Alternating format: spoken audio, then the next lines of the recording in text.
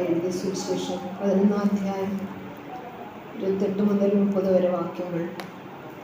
അധ്വാനിക്കുന്നവരും ഭാരം വഹിക്കുന്നവരുമായി നിങ്ങളെല്ലാവരും എൻ്റെ അടുക്കൽ വരുവിൻ, ഞാൻ നിങ്ങളെ ആശ്വസിപ്പിക്കാം. ഞാൻ ശാന്തശീലനും വിനീത ഹൃദയനുമാകയാൽ എൻ്റെ നുകം വഹിക്കുകയും എന്നിൽ നിന്ന് പഠിക്കുകയും ചെയ്യുവിൻ. അപ്പോൾ നിങ്ങൾക്ക് ആശ്വാസം ലഭിക്കും. എന്തെന്നാൽ എൻ്റെ നുകം വഹിക്കാൻ എളുപ്പമുള്ളതും ചുമട് ഭാരം കുറഞ്ഞതുമാണ്. ഏവർക്കും സുപരിചിതമായ ഒരു വചനഭാഗമാണിത്.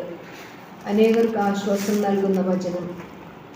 പ്രപഞ്ച സൃഷ്ടാവും എല്ലാറ്റിൻ്റെയും ഉടയവനും സർവത്തെയും പരിപാലിക്കുന്നവനുമായ ദൈവത്തിൻ്റെ വചനങ്ങളാണിവ. താൻ സൃഷ്ടിച്ച എല്ലാറ്റിനെയും നിയന്ത്രിക്കുന്ന ദൈവം സർവശക്തനായ അവിടുന്ന് നമ്മെ തേടി വരുന്നു. അധ്വാനിക്കുന്നവരും ഭാരം വഹിക്കുന്നവരുമായി നിങ്ങൾ എൻ്റെ അടുക്കൽ വരുവിൻ, ഞാൻ നിങ്ങളെ ആശ്വസിപ്പിക്കാം.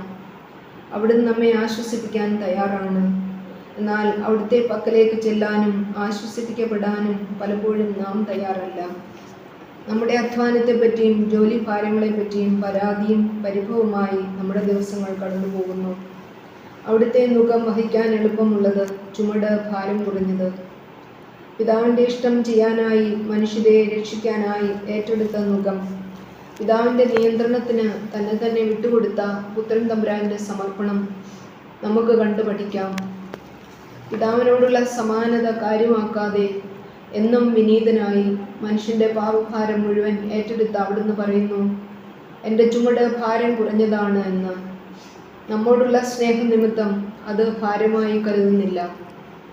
ലോകത്തിൻ്റെ പാപം വഹിക്കുന്ന കുഞ്ഞാടായ അവിടുന്ന് ശാന്തശീലനായിരിക്കുന്നു.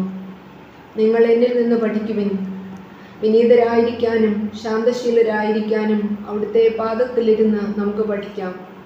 ബഥനിയിലെ മറിയത്തെ പോലെ ഹൃദയശാന്തതയും എളിമയുള്ള യേശുവേ, എൻ്റെ ഹൃദയം അങ്ങയുടെ ഹൃദയം പോലെ ആക്കണമെന്ന് നമുക്ക് പ്രാർത്ഥിക്കാം.